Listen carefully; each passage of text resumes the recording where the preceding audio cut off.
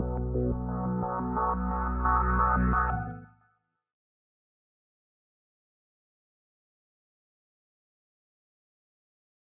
guys, it's Wasim from Always Web Solutions. In this video I'm going to cover 5 more SEO myths.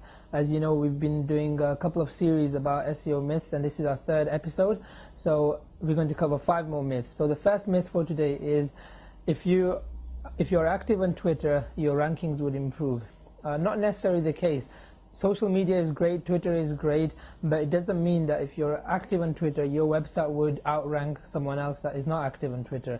Social media is a way of building your brand, building your authority, and yes, it does help with search engine optimization, where some search engines do take signals from social media accounts such as Facebook, Twitter, which Bing uses to take data. And then there's Google, which uses its own platform, Google+. So yes, social media does help with search engine optimization, but it's not a must. That it doesn't mean that if you don't have an account, your SEO campaign will not be successful.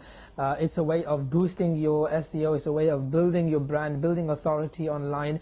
And the other point I also want to mention is, there's no point having an account and if you're not active on it. So for example, there's no point having a Twitter account and just having a Twitter account just for the sake of it. If you're going to have an account, whether it's on Twitter, whether it's on Facebook, whether it's on Google+, or any other social media platform, the key is you have to keep it up to date, you have to keep it active. And the whole purpose of social media is that you engage with your audience, you engage with your customers, and again, build your brand. Now, some businesses may benefit from having an account on LinkedIn and building connections and trying to build business connections. Some companies may prefer just to have a Twitter account and maybe just use Twitter as a way of a customer service platform, where if any of their customers have an inquiry or a question, they can interact and communicate with them using the Twitter platform. And some businesses may just prefer to use Facebook as a way of building your brand. But one social media platform that I would suggest if you are looking to have a social media account to help with your SEO is Google+, especially with Search Plus Your World, where Google+ does take signals from search engines such as Google does take signals from Google+ and ranks them in search results. So if there is a social media platform that you're looking to build your business on, think of Google+ first. But the whole key here is whichever social media account you have, the key is you have to keep it up to date and keep it active. Where if you don't have an active account, then there's no point having an account at all. And then the second myth for today is there are Google certified SEOs. Unfortunately, there isn't. Google doesn't certify anyone. No Google gives out any courses or issues anyone with certificates. There's no such thing. So if an SEO company or an individual comes up to you and says that we are Google certified and we've got a certificate from Google, I'd actually ask to see that certificate, because there isn't no such thing. If you are looking to learn about SEO, the best way to learn about SEO is to actually practice SEO yourself. So if you're a web designer or a business owner of an online business and you want to know about SEO, I'd say practice SEO yourself. If you've got a website, play around with the title tags and see how your rankings affect. Learn a bit about meta description, on-page optimization, off-page optimization. Until you actually get your hands dirty and do SEO yourself, you won't know about SEO. And there's also communities online such as SEO Mars, there's Search Engine Land, where you can actually go in and get all the latest information about the industry itself, also learn some tips, learn some ideas of how others do SEO and what ranking factors affect certain elements. But there's no such thing as certificates from Google directly. Yes, there is one document that Google did issue out back in 2008, which initially was introduced just for internal purposes, internal use within Google's employees. But then in 2008, they thought it would benefit webmasters, so they made that document public. Again, if you're watching this on YouTube or on our blog, you can see the link directly to that PDF in the comments below. And that document is just basic outlining and showing the basics of SEO. So again, it's not a certificate. Doesn't mean that if you read that book or if you read that document, you are certified by Google. It's just a sort of a guideline. So the answer here is whether there's Google certified SEO, there's no such thing. There's no Google certified SEOs. And then the third myth for today is no follow links do not count. Now, for those that don't know what no follow link is a value that can be assigned to the rel attribute of an HTML, an element to instruct some search engines that the hyperlink should not influence the targeted website. It is intended to reduce the effectiveness of certain types of search engine spam, thereby improving the quality of search engines results and preventing spam indexing from occurring. Now, originally, the nofollow tag was introduced roughly back in 2005, and it was introduced to stop spammers or stop blog spammers taking advantage of the comments, where they used to leave comments or loads of spammy comments on blog posts, which they were gaining from the links from those comments to the website. Now, Google introduced the nofollow tag to stop this happening. And yes, the decrease in comments did happen, but then you may be thinking, what's the point of leaving a comment if I'm not going to gain from a no-follow link? Now, if I'm not going to gain from a follow link, sorry. Now, the whole purpose of leaving a comment is, first of all, you raise your opinion, you build your brand, and I'd say whether it's a follow link or no follow link, at the end of the day, it's still a link. Any link that a visitor can click on and come onto your website, it's a valuable link, because once those visitors come onto your website, then you can work on conversions and look into converting those visitors into sales or looking into converting them into leads.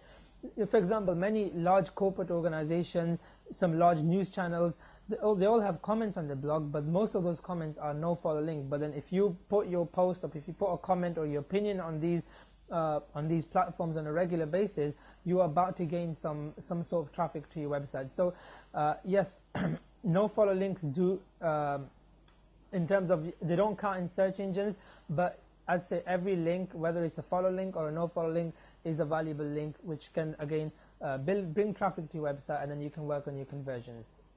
And then the fourth SEO myth for today is, once Google removes you from its search index, it's impossible for you to be re-indexed back or get your ranking back. Unfortunately, not the case.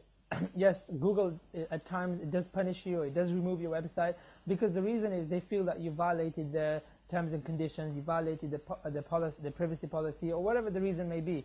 Now, if your website is submitted to Webmaster Tools, most of the time Google will notify you and say, we have removed your website from search engine from so and so reason, or your website is being blacklisted for so and so reason, which can point you to the right direction of how you can solve that problem.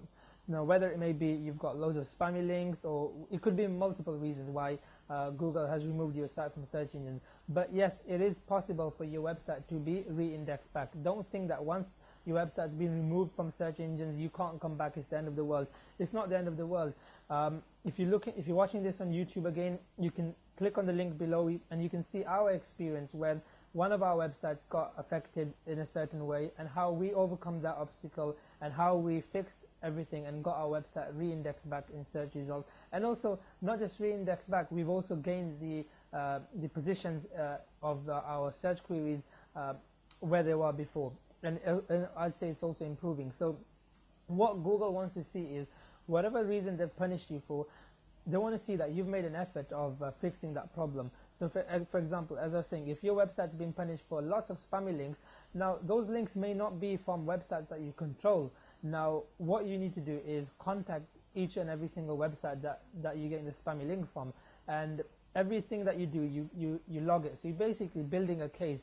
Now you can put that on an Excel document, you can take screenshots of the email and the communications that you sent and the emails that you received back. So basically you're compiling a case. And once you're happy, once you've cleaned up your house and you're happy and satisfied that yes, this is the most I can do in terms of resolving what the issue is, and then you can go into Webmaster Tools and put a reconsideration request and explaining to them the steps that, dear Google, this is what I did to solve the problem. Step 1, step 2, step 3. Attach those documents that you've got, the Excel document, the screenshot, and then this will go to Google.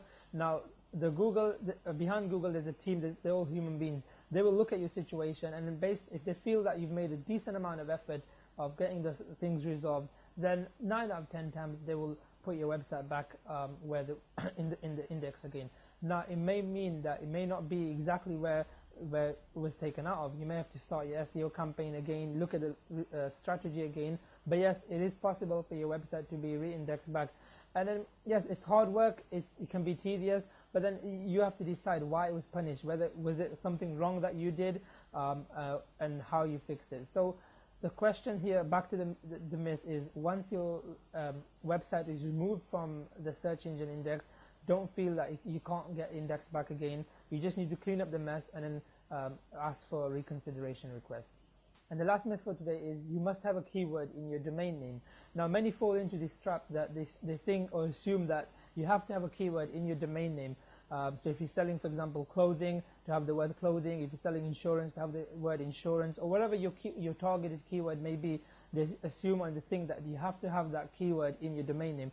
Not necessarily the case. Yes, it can help with search engine. It can help with your search engine results, but it's not the main factor. There's other factors of search engine optimization that are more stronger than having just a keyword in your domain name. For example, if you look at Wikipedia ranks number one for millions of keywords. Now, for example, if you search for history of UK or how to do SEO or how to do a certain thing, 9 out of 10 times Wikipedia will rank above millions of websites. Now, Wikipedia doesn't have any of those keywords or any of those key phrases in its domain name, but it still ranks.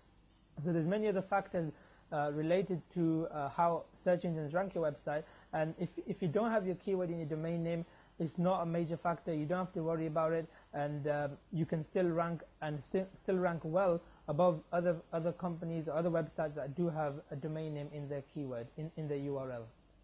So that's all for today, the 5 SEO myths. You can also catch more information on our website, on our blog, on allraisewebsolutions.com/blog, and also catch us on Twitter, on Facebook, and also on Google+. See you guys next week.